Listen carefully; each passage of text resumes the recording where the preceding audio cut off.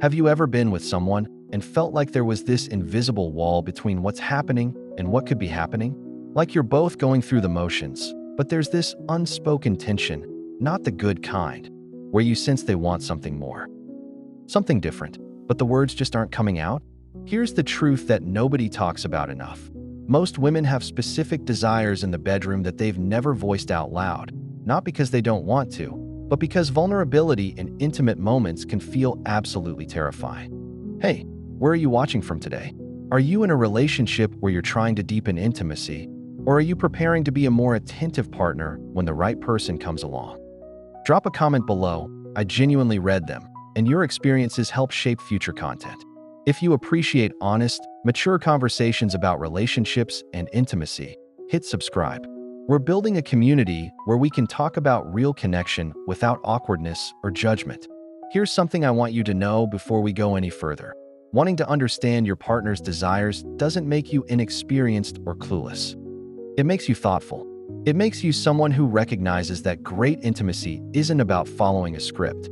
It's about genuine connection, communication, and the courage to create a space where both people feel safe enough to be completely honest. That's rare, and if you're here seeking that understanding, you're already ahead of most people. So let's talk about what women actually want in intimate moments, but often feel too vulnerable to express. And more importantly, let's talk about why these conversations matter so much and how to create an environment where honesty flows as naturally as everything else. First, understand this fundamental truth. The biggest thing most women want isn't a specific technique or position. It's presence. Real, undistracted, fully engaged presence. Research in human sexuality consistently shows that women's pleasure is deeply connected to feeling emotionally safe and genuinely desired. Not just physically wanted, but seen and appreciated as a whole person. When someone is scrolling through their mental to-do list or performing like they're following an instruction manual, it shows. And it creates distance exactly when closeness should be happening. What does presence actually look like? It's the difference between going through motions and being genuinely attuned to responses. It's noticing when breathing changes, when body language shifts, when something is working or when it's not. That it's asking, does this feel good? And actually waiting for the answer instead of assuming you already know. Presence means your attention is completely focused on the shared experience, not on your own performance anxiety or whether you're doing everything right. Many women admit they want their partner to slow down significantly, not because there's anything wrong with passion and intensity, but because rushing through intimacy often means missing all the subtle moments that actually build pleasure and connection. Studies on sexual satisfaction reveal that women generally require more time for physical arousal to match mental desire, yet many intimate encounters are paced for male timelines. The result? Women end up feeling like their bodies are being used rather than experienced, and that kills desire faster than almost anything else. Slowing down isn't about following a rigid formula. It's about savoring. It's about understanding that anticipation often heightens pleasure more than immediate gratification. It's recognizing that the journey matters just as much as the destination, and sometimes more. When someone takes their time, it communicates something powerful. You're worth every moment of my attention. I'm not trying to get this over with. I actually want to experience all of you. Here's another thing women consistently express in anonymous surveys, but rarely say directly. They want you to actually enjoy giving them pleasure. Not in a performative way where you're clearly just checking a box, but genuine enthusiasm. The difference is palpable. When someone is engaged and present during foreplay or any intimate act focused on their partner's pleasure, it creates psychological arousal that physical technique alone never can.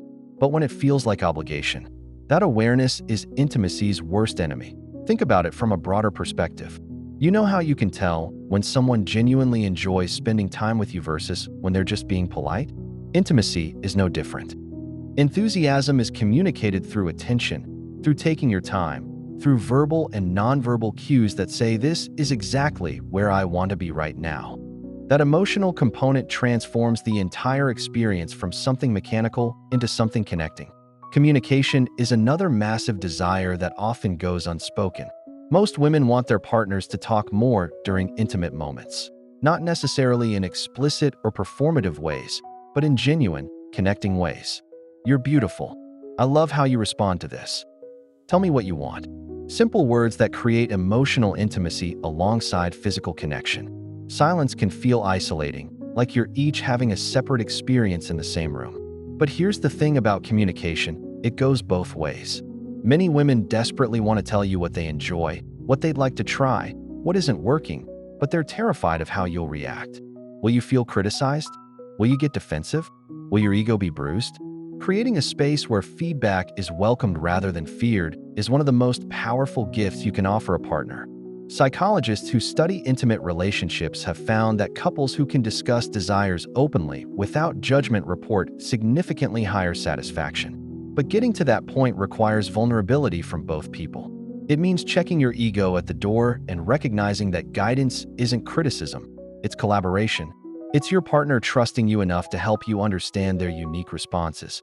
And that trust should be honored, not punished with defensiveness. Here's a specific desire that comes up repeatedly. Many women want more focus on their entire body, not just obvious erogenous zones. The neck, the lower back, the inner thighs, the stomach. These areas hold tremendous potential for building arousal when given genuine attention.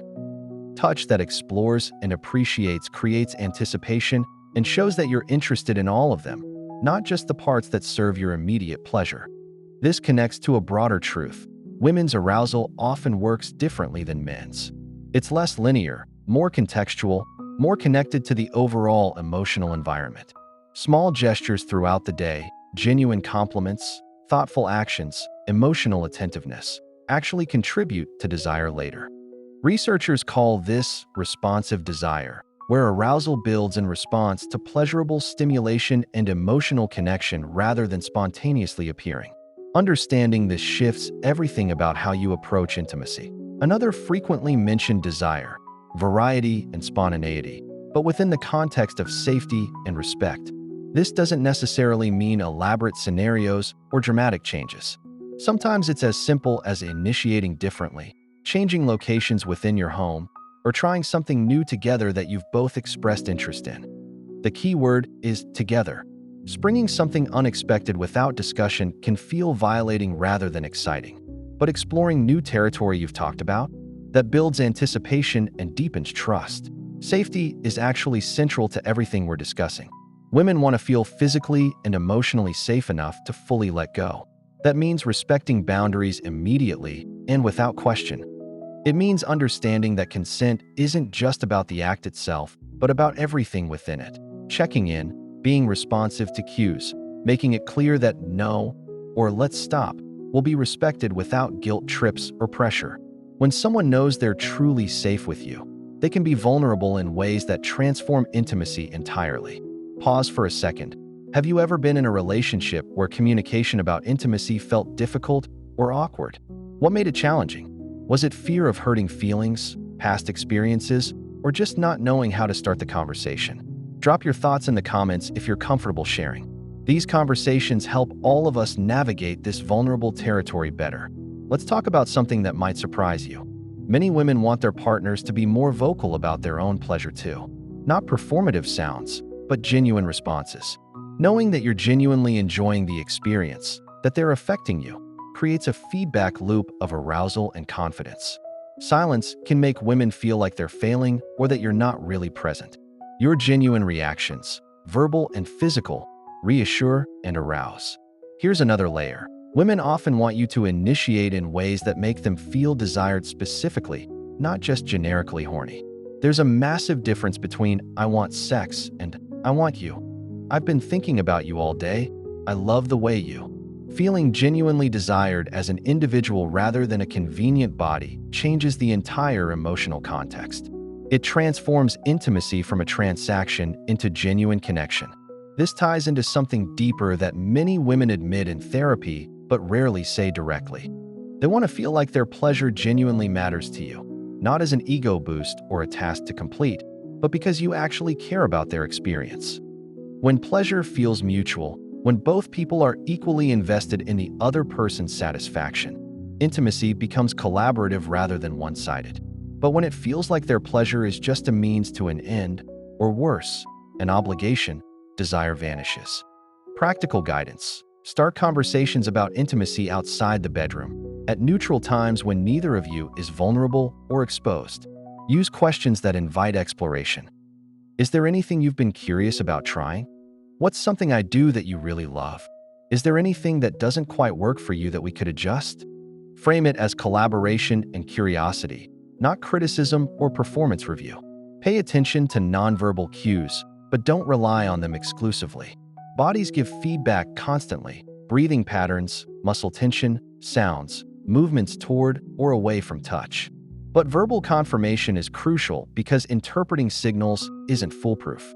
A simple "does this feel good?" or "more like this" or something different shows you're paying attention and that their experience matters to you. Understand that what works one day might not work another. Women's bodies and desires aren't static. Hormonal cycles, stress levels, emotional state, physical comfort, all of these influence response and preference. Being adaptable rather than assuming you've figured out a formula shows emotional intelligence. It demonstrates that you see your partner as a complex, changing human rather than a puzzle you've solved. Here's something crucial. Many women want their partners to understand that sometimes they want intimacy without it leading to intercourse. Physical closeness, sensual touch, making out, giving and receiving pleasure in other ways. These can be complete experiences in themselves, not just foreplay. When every intimate moment is expected to follow the same script leading to the same conclusion, it can feel pressuring and actually reduce overall desire. Flexibility keeps things feeling spontaneous and responsive rather than obligatory. Another common desire: aftercare and connection following intimacy. The moments after physical closeness are psychologically significant for bonding and emotional security.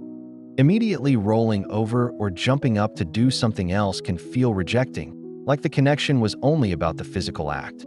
Staying close, talking, showing affection. These moments build the emotional safety that makes vulnerability possible next time. Let's address something uncomfortable but important. Many women have experienced intimacy where their boundaries weren't fully respected, where they felt pressured, where their maybe or hesitation was pushed past. These experiences create protective walls that don't just disappear in new relationships. Being patient, clearly respecting all boundaries, consistently demonstrating that their comfort matters more than your gratification. This rebuilds trust in ways that transform intimacy over time. Research in sexual psychology shows that women who feel empowered to communicate boundaries and desires without fear of negative consequences report dramatically higher satisfaction. But creating that dynamic requires active partnership. It means responding to boundaries with respect rather than disappointment. It means thanking your partner for guidance rather than feeling criticized. It means recognizing that when someone trusts you with their vulnerability, you're being given something precious that should be honored. Here's practical advice that makes an immediate difference. Express appreciation and desire regularly, specifically and genuinely. "I love how you," followed by something specific and authentic. Not generic compliments, but observations that show you actually see and appreciate them. This builds the emotional connection that makes physical intimacy feel safe and desired rather than mechanical or obligatory. Also, take responsibility for your own emotional state and insecurities. If you have performance anxiety, talk about it rather than letting it create pressure or distance. If you need reassurance, ask for it directly. Many women want to support their partners emotionally, but can if everything is unspoken. Vulnerability isn't weakness. It's the foundation of genuine intimacy. Understand that great intimate connections are built over time through trust, communication, and genuine care for each other's experience. It's not about being perfect or knowing everything instinctively. It's about being present, being willing to learn, being humble enough to receive guidance, and being generous with your attention and care. Those qualities matter infinitely more than technique or experience. If you're wondering how to start these conversations, try this approach. I care about you, and I want our physical connection to be amazing for both of us. I'd love to know more about what you enjoy and what you'd like to explore together. And I want you to always feel comfortable telling me what works or what doesn't. Your experience genuinely matters to me. Then actually mean it and demonstrate it through your actions. Remember this: sexual compatibility isn't something you either have or don't have with someone. It's something you build together through honest communication, mutual respect, genuine care for each other's pleasure, and the willingness to keep learning about each other. The best intimate connections happen between people who see it as a collaborative journey rather than a performance or a static skill set. The truth is, what most women really want in intimate moments is to feel completely safe being vulnerable with you. They want to feel genuinely desired as the specific person they are. They want their pleasure to matter as much as yours. They want communication without judgment. They want presence without distraction. They want generosity without scorekeeping. They want passion that includes tenderness. And they want a partner who cares enough to create space for honest conversations about all of this. None of this is complicated in theory, but it requires something many people struggle with: genuine emotional presence and the willingness to prioritize connection over ego. It means caring as much about your partner's experience as your own. It means being secure enough to receive guidance without defensiveness. It means understanding that intimacy is ultimately about two people choosing to be vulnerable together and honoring that mutual vulnerability with care and respect. You have the capacity to be that partner. You have the ability to create the kind of intimate connection where honesty flows naturally, where both people feel safe expressing desires and boundaries, where pleasure is genuinely mutual, and where physical closeness deepens emotional bonds. It starts with the decision to prioritize your partner's experience, to communicate openly, and to keep showing up with presence and care. If this conversation helped you see intimacy from a new perspective, subscribe for more honest relationship content. Drop a comment with your thoughts.